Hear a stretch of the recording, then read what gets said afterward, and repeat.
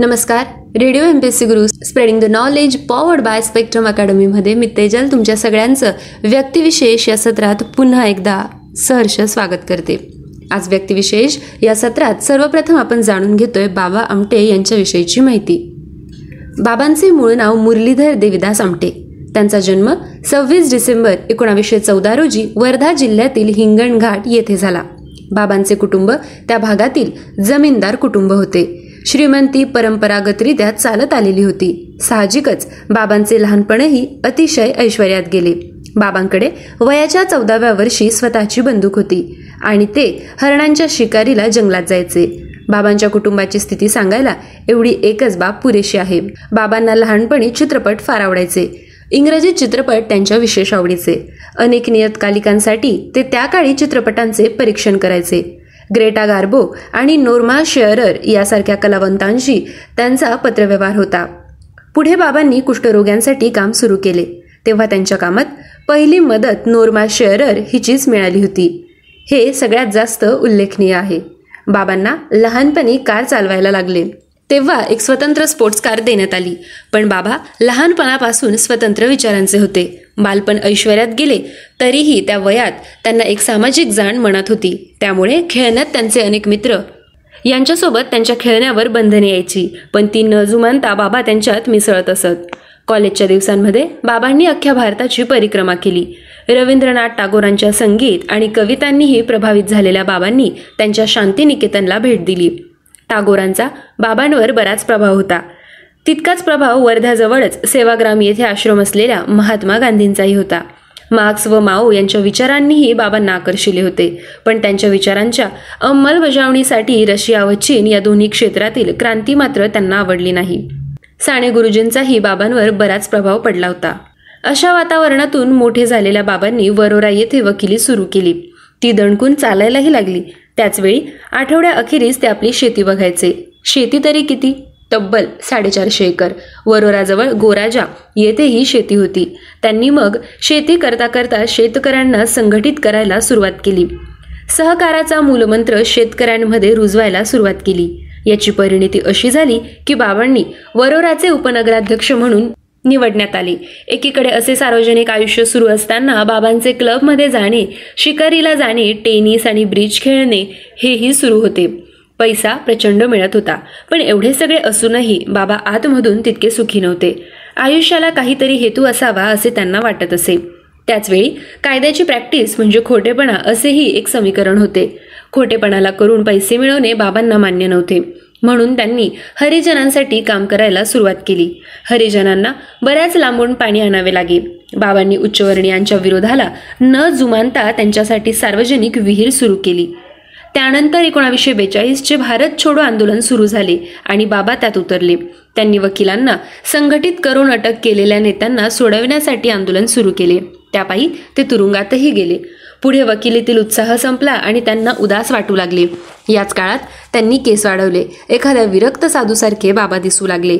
एकदा एका लग्नाला नागपूरला गेले असताना त्यांनी इंदूला अर्थात साधनाताईंना पाहिले. पण त्यांच्या साधूसारख्या अवताराकडे बघून साधनाताईंच्या घरच्यांनी त्यांची निर्भत्सना केली. पण विशेष म्हणजे साधनाताईंनाही बाबा आमटेंचे विचार पटत होते. मग त्यांना घरच्यांच्या विरोधाला पत्करून लग्न करायचे असा विचार करावा लागला. लग्नानंतरही बाबांना आयुष्याचे ध्येय सापडत नव्हते. एके दिवशी त्यांनी एक कुष्ठरोगी माणूस पाहिला. हातपाय जडलेले, भर पावसात भिजत असलेला तो माणूस पाहिला आणि ते भयंकर घाबरले. पण तोच त्यांच्या आयुष्यातील टर्निंग पॉइंट ठरला.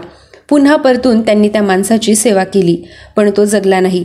पुढचे 6 महिने याच उलाघालीत गेलेल्या बाबांनी अखेर कुष्ठरोग्यांसाठी काम करण्याचे ठरवले आणि पत्नी साधनेनेही त्यांना या निर्णयात साथ दिली. त्यानंतर मग त्यांनी आनंदवन उभारले. तेथे त्यांनी कुष्ठरोग्यांच्या राहण्याची सोय केली. त्यांची सेवा करण्याचे व्रत आरंभले. त्यासाठी ते कुष्ठरोग्यांवरील उपचारही शिकून आले. आनंदवनात कोणतीही सोय नव्हती. त्यांनी या उजाड परिसराचे नंदनवन केले. आनंदवन स्वयंपूर्ण व्हावे यासाठी तेथे शेती सुरू केली. आनंदवन हे जगभरातील लोकांसाठी कुष्ठरोग्यांसाठी एक उदाहरण ठरले. पुढे बाबांनी एवढं उभारल्यानंतरही ते शांत बसले नाही. 80च्या दशकात संपूर्ण भारत अतिरेक्यांच्या कारवाया, फुटीच्या धमक्या अशा बाबींनी ग्रस्त असताना बाबांनी भारत जोडण्यासाठी कन्याकुमारी ते काश्मीर व गुजरातपासून अरुणाचल प्रदेशपर्यंत भारत जोडो नावाची यात्रा काढली. शांतता निर्माण करणे व पर्यावरणाबद्दल जागृती करणे हे या यात्रेचे मुख्य हेतू होते. 1990 मध्ये बाबांनी आनंदवन सोडले आणि ते नर्मदेच्या किनारी येऊन राहायला लागले. नर्मदा आंदोलनाला बळ देण्यासाठी त्यांनी हा निर्णय घेतला. बाबांना अनेक मान सन्मान मिळाले. पद्मश्री, पद्मविभूषण, गांधी शांतता पारितोषिक, रेमन मॅग्सेसे पुरस्कार असे अनेक पुरस्कार बाबा आमटे यांना मिळाले. आधुनिक काळातील संत असेच त्यांचे वर्णन केले जाऊ शकते. महाराष्ट्रातील चंद्रपूर येथे आनंदवन आश्रम सुरू करून आपल्या अपार कष्टाने, कठोर परिश्रमाने आणि प्रचंड इच्छाशक्तीने त्यांनी आनंदवनाचे नंदनवन केले. त्याला तीर्थस्थळाप्रमाणे पवित्र केले. 1942च्या सुमारास एकदा बाबा आमटे रेल्वेने वडोदऱ्याला गेले. त्यावेळी रेल्वेत काही तरुण इंग्रजी शिपाई एका नवविवाहितेची छेड काढत होते. तिचा नवरा घाबरून स्वच्छतागृहात लपून बसला. त्यावेळी बाबा पुढे आले आणि त्यांनी इंग्रजांना थोपवून धरले. गाडी जेव्हा वर्धा स्टेशनात थांबली तेव्हा बाबा आमटेंनी ती तिथेच अडवून ठेवली. अलोट गर्दी स्थानकावर जमली. त्या सैनिकांच्या तुकडीचा कमांडिंग ऑफिसर तेथे आला आणि त्याने चौकशी करण्याचे वचन दिले. ही गोष्ट जेव्हा महात्मा गांधींना समजली तेव्हा त्यांनी बाबा आमटेंना अभय साधक करतात न्यायासाठी लढणारा निर्भय योद्धा असे म्हटले. वकिलीतून मन उडाल्यानंतर त्यांना विरक्ती आली. तत्कालीन समाजात कुष्ठरोग म्हणजे मागील जन्मीच्या पापांचे फळ असे समजले जात असे. कुष्ठरोगांना वाईट टाकले जात असे. 1952 मध्ये वरोऱ्याजवळ बाबा आमटेंनी आनंदवनाची स्थापना केली. आव्हानात्मक वृत्तीमुळे कुष्ठरोगासारख्या महाभयंकर रोगाने ग्रस्त झालेल्यांची सेवा करण्याचे अतिकठीण व्रत त्यांनी स्वीकारले. कुष्ठरोग्याची केवळ शुश्रूषा करायची नाही तर त्याला आत्मनिर्भर करण्याचा दृढ निश्चय बाबा आमटे यांनी केला. महारोगी सेवा समिती या संस्थेच्या माध्यमातून बाबांनी कार्याचा विस्तार केला. केवळ कुष्ठरोग्यांसाठीच नव्हे तर अंधांसाठी, मूकबधिरांसाठी विशेष शाळा निर्माण केल्या. कुष्ठरोग्यांसाठी उपचार, प्रशिक्षण व पुनर्वसन याकरिता त्यांनी रुग्णालयाची व अन्य प्रकल्पांची स्थापना केली. कुष्ठरोग्यांच्या शैक्षणिक उत्कर्षासाठी महाविद्यालयाची स्थापना केली. प्रौढ व अपंगांसाठी हातमाग, सुतारकाम, लोहारकाम यांसारखे व्यवसाय प्रशिक्षण केले. त्यांना आर्थिक स्वावलंबनाचा मार्ग दाखवला. शेती व शेतीला जोड म्हणून दुग्धशाळा, गोशाळा, कुक्कुटपालन, शेळी मेंढी पालन असे कुटीरोद्योग सुरू करून दिले. घनदाट जंगल, दळणवळण संपर्काची कोणतेही साधने नाहीत. प्रचंड पाऊस, पावसात मार्ग चढवून टाकणारे नद्या नाले, जंगली श्वापदांचा सुळसुळाट, अन्न वस्त्र निवाऱ्याची कमतरता, शासनाचा असहकार, आदिवासींचे अज्ञान, अंधश्रद्धा अशा महाकठीण प्रतिकूल परिस्थितीतून प्रचंड जिद्दीने बाबांनी आपले काम पुढे नेले. भामरागड तालुक्यातील आदिवासींच्या विकासासाठी हेमलकसा येथे बाबांनी लोकबिराददारी प्रकल्प सुरू केला. बाबांचे सुपुत्र डॉक्टर प्रकाश आमटे व स्नुषा डॉक्टर मंदाकिनी आमटे समर्थपणे हा प्रकल्प सांभाळत आहेत. या कार्यात बाबांच्या पत्नी साधना आमटे यांचाही मोठा वाटा आहे. बाबांनी आनंदवनाच्या मूळच्या खडकाळ जमिनीत शेतीविषयक विविध प्रयोग केले. ते राष्ट्रीय एकात्मतेचे कट्टर पुरस्कर्ते होते. मेधा पाटकर यांच्या समवेत ते नर्मदा बचाव आंदोलनातही सक्रिय होते. सामाजिक व पर्यावरण क्षेत्रात त्यांनी भरीव कार्य केले आहे. त्यांचे पुत्र प्रकाश आमटे व विकास आमटे त्यांचे कार्य पुढे नेत आहेत. 2008 सालापर्यंत 176 हेक्टर क्षेत्रात पसरलेले आनंदवन 3500 कुष्ठरोग्यांचे घर बनले आहे. जाणून घेऊ बाबा आमटे यांना मिळालेले पुरस्कार. रेमन मॅग्सेसे पुरस्कार, डॉक्टर बाबासाहेब आंतरराष्ट्रीय पुरस्कार, डेमियन डट्टन पुरस्कार, संयुक्त राष्ट्रांचा मानवी हक्क पुरस्कार, आंतरराष्ट्रीय जिराफे पुरस्कार, संयुक्त राष्ट्रांचा रोल ऑफ ऑनर, पर्यावरणासंदर्भातील ग्लोबल 500 पुरस्कार, पाउलोस मार ग्रेगोरियस पुरस्कार, राईट लाईव्हलीहूड अवॉर्ड असे आंतरराष्ट्रीय पुरस्कारांनी बाबा आमटेंना सन्मानित करण्यात आले असून पद्मश्री, पद्मविभूषण, अपंग कल्याण पुरस्कार, महाराष्ट्र सरकारचा सावित्रीबाई फुले पुरस्कार, गांधी शांतता पुरस्कार, महाराष्ट्र भूषण पुरस्कार, मध्य प्रदेश सरकारचा इंदिरा गांधी पुरस्कार, पहिला GD बुर्ला पुरस्कार, महाराष्ट्र सरकारचा दलित मित्र पुरस्कार, राष्ट्रीय भूषण पुरस्कार, जमनालाल बजाज, ND दिवाण पुरस्कार, राजाराम मोहन रॉय, भरतवास पुरस्कार, GD बिर्ला महाराष्ट्र सरकारचा आदिवासी सेवक पुरस्कार, Kumar Gandharva, justice KS Hegde, doctor of literature Nagpur Vidyapeeth, doctor of literature Pune विद्यापीठ, देशिकोत्तम सन्माननीय डॉक्टरेट, विश्व भारती पुरस्कार अशा भारतीय पुरस्कारांनी बाबा आमटे यांना गौरवण्यात आले. बालपणापासूनच बाबा फार दयाळू होते. गरिबांचे दुःख त्यांना असहाय्य व्हायचे. परिवाराचे ते एकुलते एक अपत्य होते, त्यामुळे त्यांचे फार लाड व्हायचे. वयाच्या 14व्या वर्षी वडिलांनी त्यांना एक बंदूक भेट दिली होती. त्या बंदुकीने बाबा छोट्या मोठ्या जंगली प्राण्यांची शिकार करायचे. जेव्हा ते 18 वर्षाचे झाले त्यांना वडिलांनी एक अँबॅसेडर गाडी भेट दिली. त्यांना जाती व्यवस्था कधीच मान्य नव्हती. शालेय शिक्षण पूर्ण केल्यावर त्यांनी वर्धा येथून कायद्याचे महाविद्यालयीन शिक्षण पूर्ण केले. महात्मा गांधी जेव्हा वर्ध्यात सेवाग्राम येथे आले तेव्हा ते गांधीजींना भेटले. त्यांच्या मनात गांधींच्या कार्याचा फार प्रभाव पडला. पुढे त्यांनी भारतीय स्वातंत्र्य लढ्यात सक्रिय सहभाग दर्शविला. त्यांनी गांधीजींच्या खादी बनवण्याच्या चरख्याचा स्वीकार केला व खादी कपडेच घालायचे ठरवले. अनेक नेत्यांच्या तुरुंगवासादरम्यान त्यांनी कायद्याची बाजू सांभाळली. गांधींनी त्यांचे अभय साधक असे नामकरण केले. त्या काळात कुष्ठरोग समाजात फार तेजीने पसरत होता. अनेक लोक या रोगामुळे बाधित झाले होते. त्यामुळे ते सामान्य जीवनापासूनच नाही तर त्यांचे कुटुंबही कुष्ठरोग्यांना त्याग करून घराबाहेर काढू लागले होते. कुष्ठरोग पापी माणसाची निशाणी बनली होती. समाजात त्यांना फारच हीन भावनेचा सामना करावा लागत होता. बाबांनी अशाच निराधार लोकांची सेवा केली. ते या आजाराबद्दल जागरूक करायचे. त्या आजाराची लक्षणे व प्रतिबंध कसा करता येईल याची माहिती द्यायचे. कुष्ठरोग्यांना योग्य सामाजिक स्थान मिळवण्यासाठी त्यांनी आपली कंबर कसली. बाबा आमटेंनी 15 ऑगस्ट 1949 रोजी महाराष्ट्रात 3 आश्रमांची स्थापना केली. त्यांनी नंदनवन हे नाव दिले. तेथे कुष्ठरोगांना राहण्या व उपचाराची सोय उपलब्ध होती. त्यासोबत त्यांना रोजगाराची सोयही उपलब्ध करून दिली. 1973 साली गडचिरोली जिल्ह्यातील मादिया गोड जमातीच्या आदिवासी समुदायांना संघटित करून त्यांनी लोकबिरादारी प्रकल्प सुरू केला. बाबा आमटे हे आपल्या जीवनाअखेरपर्यंत सामाजिक कार्यात मग्न होते. सामाजिक एकता व समभाव निर्माण होण्यासाठी त्यांनी प्रयत्न केले. जंगली जनावरांच्या कत्तली व तस्करी करण्यापासून रोखण्यास लोकांना त्यांनी प्रेरित केले. बाबा आमटेंनी नर्मदा बचाओ आंदोलनातही भाग घेतला. त्यांच्या असाधारण समाजसेवेसाठी भारत सरकारने त्यांना 1971 साली पद्मश्री पुरस्कार देऊन सन्मानित केले. परिवाराची त्यांना फार सहाय्यता मिळाली. त्यांची पत्नी इंदू अर्थात साधना घुले यांनी त्यांना कायम सोबत केली. डॉक्टर मंदाकिनी आमटे या त्यांच्या स्नुषांनी सरकारी नोकरी सोडून प्रकाश आमटे यांच्यासोबत हेमलकसा येथे त्या स्थायिक झाल्या. त्या गोरगरिबांची व जखमी जनावरांची सेवा करतात. प्रकाश आमटे व मंदाकिनी आमटे यांना 2 मुले आहेत. दिगंट आमटे जे डॉक्टर असून हेमलकसा येथेच काम करतात. दुसरा मुलगा अनिकेत जे इंजिनियर आहेत व त्यांचा स्वतंत्र व्यवसाय आहे. बाबांचे थोरले पुत्र विकास आमटे व त्यांची पत्नी भारती आमटे आनंदवनातील हॉस्पिटलची जबाबदारी सांभाळतात. वर्तमानात हेमलकसा येथे एक मोठी शाळा व हॉस्पिटल आहे, तर आनंदवन येथे एक युनिव्हर्सिटी, एक अनाथ आश्रम, अंध व गोरगरिबांच्या मुलांसाठी शाळा आहे.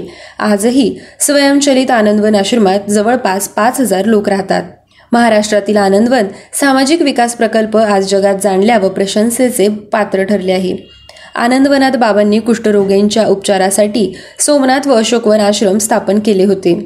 बाबा आमटे म्हणायचे, मी एक महान नेता बनण्यासाठी काम करीत नाही, तर मी गरजू गोरगरिबांची मदत करू इच्छितो. या संसारातील काही लोक स्वतःसाठी जगतात तर काही देशासाठी आपले सर्वस्व अर्पण करतात. काही लोक समाजासाठी जगतात. असे जीवन जगणारे फार थोडे व्यक्ती या जगात आहेत. भूक हे भारताच्या वर्तमानाचे वास्तव आहे आणि भारताचा इतिहास याचे उत्तर देऊ शकत नाही, असे बाबा आमटे यांनी म्हटले आहे. संयुक्त राष्ट्रांच्या आरोग्य संघटनेत बाबा आमटेंविषयी एक छोटा लघुपट दाखवण्यात आला होता, जे आपणा सर्वांसाठी गौरवाची बाब आहे. महाराष्ट्र पुत्र असल्यामुळे आपण सर्व महाराष्ट्रीयांसाठी ते प्रेरणेचे सागर आहेत. इसवी सन 1943 मध्ये वंदे मातरमची घोषणा दिल्याबद्दल त्यांना 21 दिवसांची तुरुंगवासाची शिक्षा झाली होती. नर्मदा बचाव आंदोलनात तब्बल 1 तप अर्थात 12 वर्षे नर्मदा काठी मुक्काम करून त्यांनी आंदोलनाला पाठबळ दिले होते. 6 कुष्ठरोगी, 14 रुपये रोख व सरकारकडून मिळालेली 50 एकर नापीक जमीन यावर त्यांनी कार्य सुरू केले. आरोग्य सेवा समिती या संस्थेच्या माध्यमातून बाबांनी त्या कार्याचा विस्तार केला. अशोकवन नागपूर व सोमनाथ मूल येथे उपचार व पुनर्वसन केंद्रे त्यांनी स्थापन केली. गांधी प्रभावापूर्वी येथे क्रांतिकारक शिवराम हरी राजगुरू यांचेही सहकारी होते. महात्मा गांधींच्या खेडी स्वयंपूर्ण झाली पाहिजेत या वाक्याचा त्यांनी अक्षरशः वसा घेतला होता. बाबा आमटे स्वतःला नास्तिक म्हणत असत. बाबा आमटे यांना आधुनिक भारताचे संत या नावाने गौरविले जाते. त्यांची पुस्तके जाणून घेऊ. त्यांनी ज्वाला आणि फुले व उज्ज्वल उद्यासाठी ही काव्यसंग्रहे लिहिली होती. माती जागविल त्याला मत हेही पुस्तक त्यांनी लिहिले होते.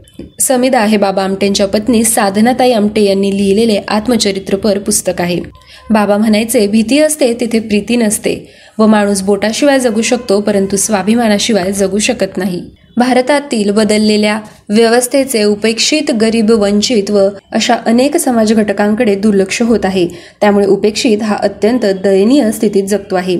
विषमतेची दरी वाढते आहे. अशा काळात बाबा आमटे यांची कविता जीवनाचे रणांगण तुडवीत वास्तवाचा शोध घेते आणि श्रममूल्यांचा सतत उद्घोष करते.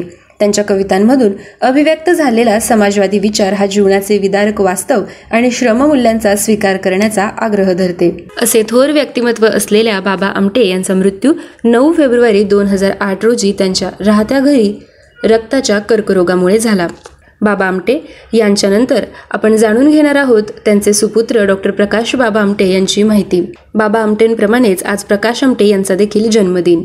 ज्येष्ठ समाजसेवी बाबा आमटेंच्या प्रेरणेतून सुरू झालेल्या हेमलकसा येथील कामाचा 44 वर्षांनंतर आता वटवृक्ष झाला आहे. डॉक्टर प्रकाश आमटे, डॉक्टर मंदा आमटे आणि त्यांच्या सहकाऱ्यांनी गडचिरोलीच्या दुर्गम जंगलात 1972 साली आदिवासींच्या आरोग्यासाठी काम करायला सुरुवात केली. हळूहळू हे काम विस्तारत गेलं. आरोग्यासोबतच शिक्षण, आदिवासींची उपजीविका आणि वन्यजीव संरक्षण यामध्ये गेली 4 दशकं काम सुरू आहे. आमटेंनी प्राण्यांसोबतच्या नात्याला वेगळा आयाम दिला आहे. जंगली प्राण्यांना हाताळू नका असा शासकीय अधिनियम आहे. गेली 4 दशकं प्राण्यांशी जिव्हाळ्याचं नातं तयार करणारे डॉक्टर प्रकाश आमटे या नियमानुसार कारवाई होत असल्यानं दुःखी आहेत. मॅक्सेसे पुरस्कार विजेते डॉक्टर प्रकाश आमटे गेली 4 दशकं महाराष्ट्रात गडचिरोलीमध्ये अनाथ जंगली प्राण्यांसाठी अनाथालय चालवतात. 1973 साली सुरू झालेल्या या प्राण्यांच्या अनाथालयाला 1991 मध्ये रेस्क्यू सेंटरची मान्यता मिळाली. जंगल प्राणी आणि माणूस यांच्यात वेगळं नातं जपणारं ठिकाण म्हणून हे आमटे आर्क प्रसिद्ध आहे. खरं तर रेकग्निशन ऑफ झू अधिनियम 2009 नुसार जंगली प्राण्यांना जवळून हाताळण्यावर बंदी आहे. या संदर्भात सेंट्रल झू ऑथॉरिटीनं गेल्या ऑक्टोबरमध्ये आमटे आर्कला नोटीस बजावली. 2009 मध्ये हा अधिनियम आल्यानंतर अशा प्रकारची ही पहिलीच नोटीस होती. या निमित्तानं माणूस आणि जंगली प्राणी यांच्यातल्या नात्याचा वेध घेण्यासाठी प्रकाश आमटे यांच्या जीवन कार्याचा वेध घेणं गरजेचं ठरतं. तरस, बिबट्या अशा अनेक प्राण्यांचा प्रकाश आमटे सांभाळ करतात. त्यांना हिंस्त्र प्राणी असं म्हटलं जातं. पण प्रकाश आमटे म्हणतात, बिबट्या, तरस क्रूर आहेत असा गैरसमज आहे. गेल्या 44 वर्षांपासून मी गडचिरोलीच्या जंगलात काम करतोय. वेगवेगळ्या प्रकारचे प्राणी येथे राहिले आहेत. त्यांनी कधी आपापसातही हल्ला केला नाही की कधी माझ्यावरही हल्ला केला नाही. मी प्राण्यांना प्रेम दिलं आणि प्राण्यांनीही मला प्रेम दिलं. 1973 मध्ये डॉक्टर प्रकाश आमटे आणि त्यांची पत्नी मंदाकिनी आमटे यांनी गडचिरोलीच्या जंगलात हेमलकसा इथे लोकबिरादरी प्रकल्पाअंतर्गत आदिवासींच्या आरोग्यासाठी काम सुरू केलं. या भागात माडिया आणि गोंड या आदिवासी जमाती राहतात. आमच्याकडे येणारे आदिवासी अगदी मोठा आजार झाल्यावर यायचे किंवा शिकारी दरम्यान जखमी झाल्याने यायचे. जखमी पेशंटची संख्या खूप असायची, कारण आदिवासींचं मुख्य अन्न हे शिकारीवर अवलंबून असायचं, अशी माहिती प्रकाश आमटे देतात. बाबा आमटे यांनी सुरू केलेल्या लोकबिरादारी संस्थेला केंद्र सरकारनं आदिवासींच्या सेवेसाठी गडचिरोलीच्या जंगलात हेमलकसामध्ये 50 एकर जागा दिली.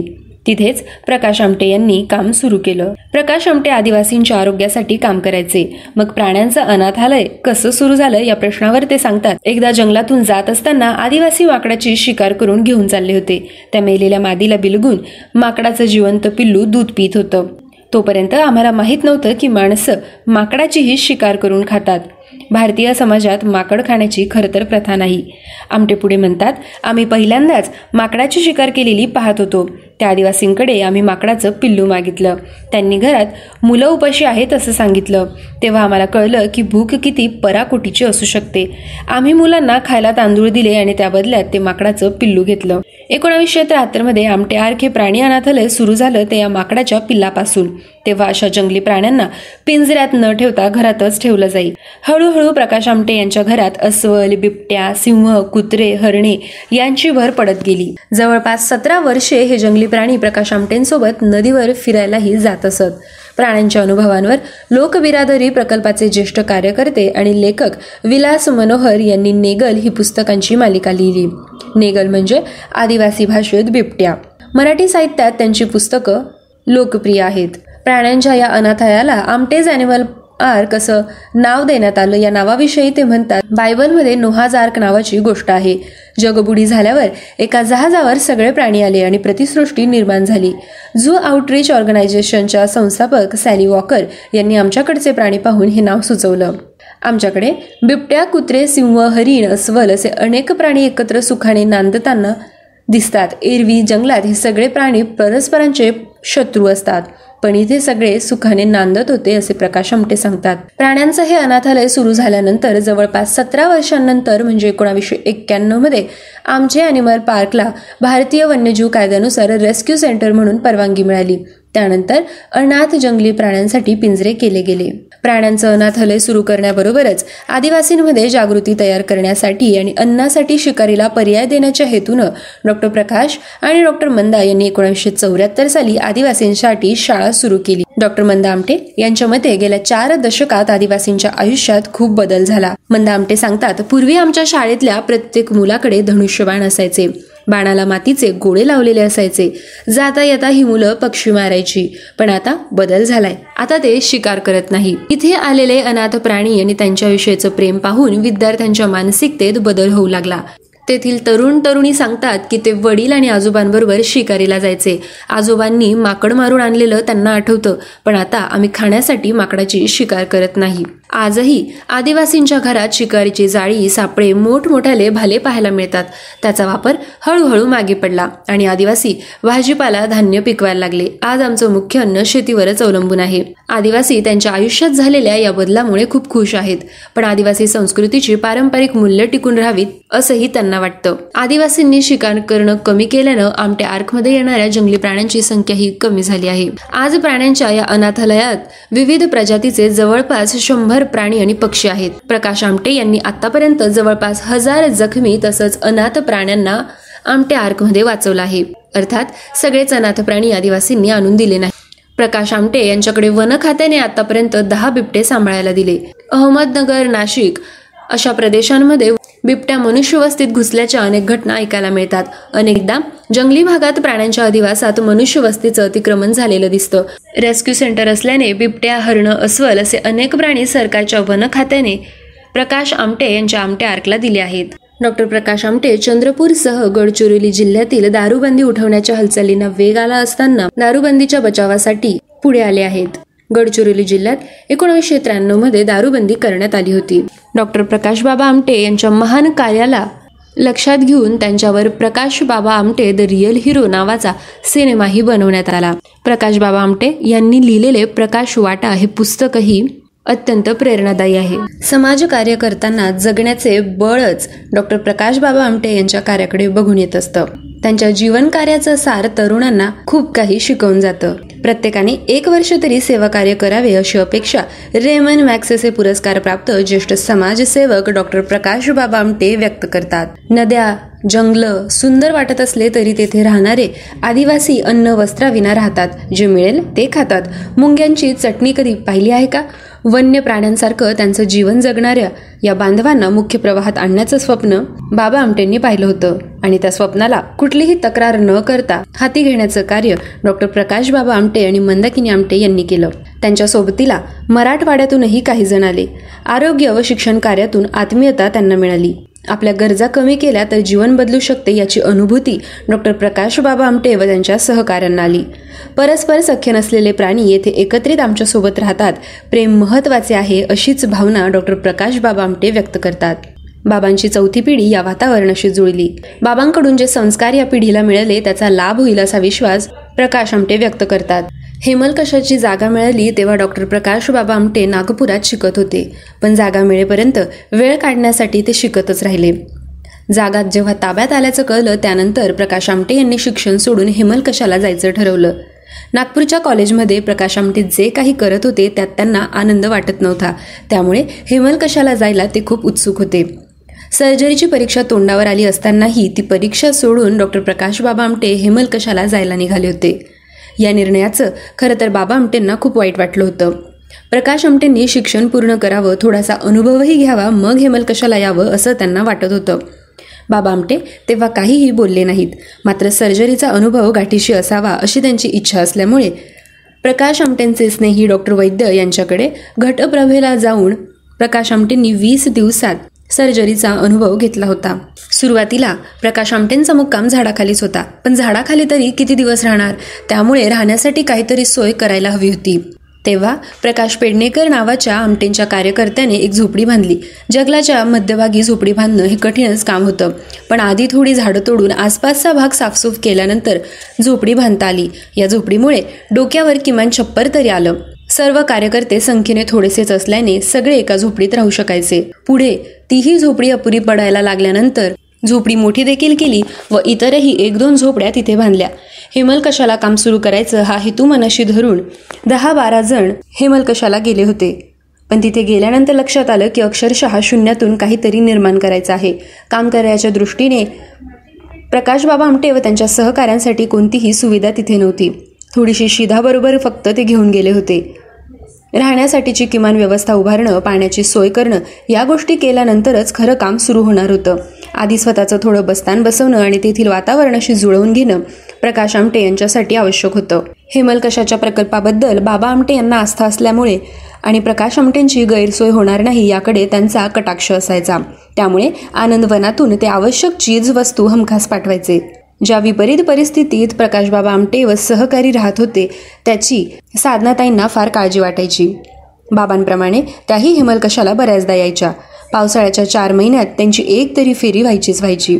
साधनाताई आणि बाबा आमटे यांच्याप्रमाणेच विकास आमटेही प्रकाश आमटेंना कमीत कमी त्रास कसा होईल याच्याकडे लक्ष ठेवायचे. 4 लोकात असताना एकाकी उदास वाटलं तर मन रमवायचे मार्ग असतात. वाचन, संगीत, कुणी सिनेमाला जाऊन बसतं तर कुणी मित्रांकडे जातात. हेमलकशाला मात्र तसं काहीच नव्हतं. जंगलातली नीरव शांतता 1-2 दिवस बरी वाटते, पण कधीकधी ती अंगावरही येते. विशेषतः नैराश्याच्या मनस्थितीत असल्यावर तर ती नक्कीच अंगावर येते. या सगळ्या परिस्थितीतून एक गोष्ट चांगली घडली. प्रकाश आमटेंसमोर उभ्या ठाकणाऱ्या प्रश्नांना आपणच तोंड द्यायचं आहे हे त्यांच्या लक्षात आलं. त्यातून वाटा काढायला ते शिकले. दुसरं म्हणजे सततच्या सहवासाने, अडचणी एकत्र सोडवण्याने सगळेजण खूपच जवळ आले. हेमलकशाला सगळ्यांचे एक कुटुंब तयार झालं, जे अजूनही एकत्र आहे. प्रकाशबाबा आमटे व मंदाताई आमटे एकमेकांच्या साथीनं स्वतःच्या आणि इतर शेकडो आदिवासींच्या आयुष्याचा प्रवास सुंदर बनवत गेले. गडचिरोली जिल्ह्यातील हेमलकसा इथं 1975 साली स्वित्झर्लंडच्या आर्थिक मदतीने एक छोटेसे रुग्णालय स्थापित करण्यात आले. यात औषधांची चांगली सुविधा उपलब्ध करून देण्यात आली. यामुळे डॉक्टर प्रकाश आणि डॉक्टर मंदाकिनी यांना या ठिकाणी काही शस्त्रक्रिया करणे शक्य होऊ लागले. याच ठिकाणी डॉक्टर दाम्पत्यांनी मलेरिया, क्षयरोग, दाह यांसोबत भाजलेल्या रुग्णांवर यशस्वी उपचार केलेत. याशिवाय साप, विंचू यांच्या दंशाने मरणासन्न अवस्थेत पोहोचलेल्या रुग्णांवर देखील उपचार केले. ते पाहता या आदिवासींचा विश्वास वाढीस लागला आणि मोठ्या संख्येने रुग्ण येथे उपचार घेण्याकरता येऊ लागले.